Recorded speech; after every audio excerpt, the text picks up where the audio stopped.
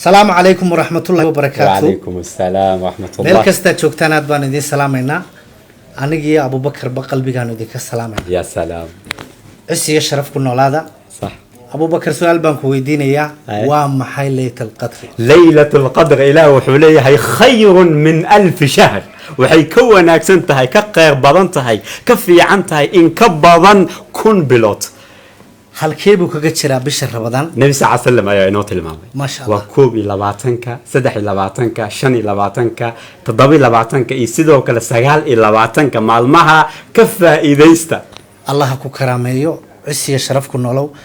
Waxaan muslimiinta ka codsanayaa maadaama uu ku jiro tobanka dambe in aynu i'tikaafka iyo cibaadadaba kor aynu qaadno laba laabmo. Sidee looga faa'iideysan karaa? waxaa loogu faa'iideysan karaa waxay tahay inuu qofka uu badiyo ducada ما شاء الله inuu qofku badiyo quraan akhriska Waay. inuu salaada ku dadaalo Waay. inuu ducada ku dadaalo in dhikriga Ilaahay subhanahu wa ta'ala uu ku dadaalo sadaqada inuu ku dadaalo i'tikaafka dharinta sheegaysa wanaag oo dhan Ma sha sameeya lagaaga hormarin waa maalmo khayr badan oo loo baahan yahay qofka muuminka inuu u tartamo Ilaahay uu sii dhawaado jaceelkiisa uu sii dhawaado sidoo kale jannada uu kasbado naartan uu ka fogaado dunubigiisan loogu dhaafayo ducadee ugu fiican Abu Bakar in la akhriyo habeenka laylatul qadr. دعاء النبي صلى الله عليه وسلم أي أنو شاقب عائشة وحيلة نو محمدو ليلة القدر هدان هلالو محان لها محان أقيا نبي قلت الماما يوحوليا وحاد هذا اللهم إنك عفو تحب العفو فاعف عني إله يو وحاد هاي متنا حريز بضن جعلنا أدو مديسة إنو عافية إله يو يعفي